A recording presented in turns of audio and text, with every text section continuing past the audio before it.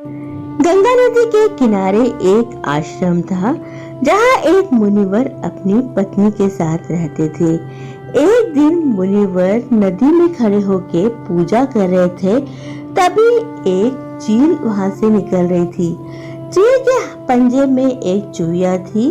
चूहिया चील के पंजों से गिर के सीधे मुनिवर के हाथ में आ गई।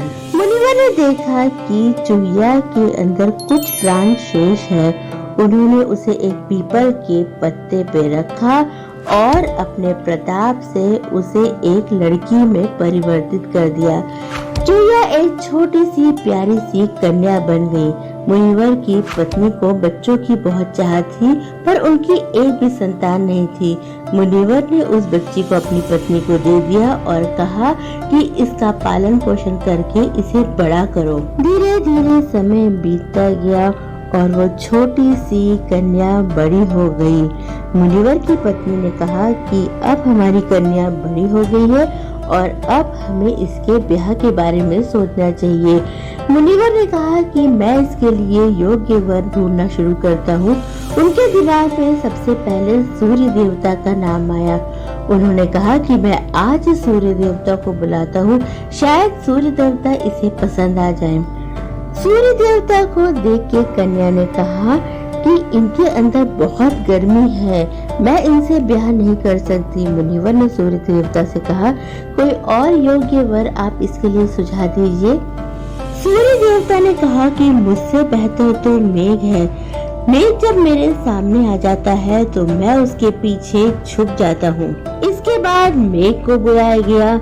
कन्या ने मेघ को देखकर कहा कि ये तो बहुत काले हैं, इतने काले रंग के वर से मैं शादी नहीं कर सकती। मुनिवर ने मेघ से कहा कि कोई और अच्छा वर सुझाओ। मेघ ने कहा कि मुझसे अच्छा तो वायु है, जो मुझे उड़ा के अलग अलग दिशाओं में ले जाता है। मुनिवर ने वायु को बुलाया। वायु को देख के कन्या ने कहा, ये तो बहुत चंचल है, मैं इससे शादी नहीं कर सकती। मुनिवर ने वायु से कहा कि आप कोई और अच्छा वर सुझाओ। वायु ने कहा कि मुझसे अच्छा वर तो पर्वत है, जो मुश्किल से मुश्किल स्थिति में भी अपनी जगह पे अडिग रहता है। इसके बाद मुनिवर ने पर्वत को बुलाया। पर्वत को देख के कन्या ने कहा कि ये तो बहुत कठोर और गंभीर है, मैं इनसे शादी नहीं कर सकती। मुनिवर ने पर्वत से कहा कि आप इसके लिए कोई योग्य वर सुझाएं। पर्वत ने कहा कि इस कन्या के लिए तो सबसे सुयोग्य वर है मूषक राज। मूषक राज तो मेरे अंदर छेद करके बिल बना लेता है, सबसे ताकतवर तो वही है। इसके बाद मुनिवर ने मूषक राज को बुलाया। जैसे ही मूषक राज आए, कन्या मूषक राज को देख के बहुत प्रसन्न हो गई।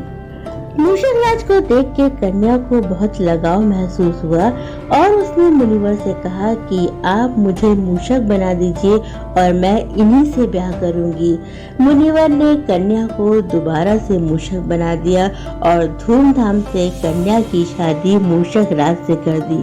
इस कहानी से हमें ये उपदेश मिलता है कि बाहरी रूप से हमारा अंतर मन नहीं बदल सकता। मुनिवर ने अपने प्रताप से चूहिया को एक सुंदर कन्या तो बना दिया, लेकिन उसका मन नहीं बदल पाए। इसीलिए जब उसके सामने मूषक राज आए तो उसे लगा कि यही मेरे लिए सबसे उपयुक्त वर है और आखिरकार मुनिवर को दोबारा से कन्या को चूहिया ही बनाना पड़ा।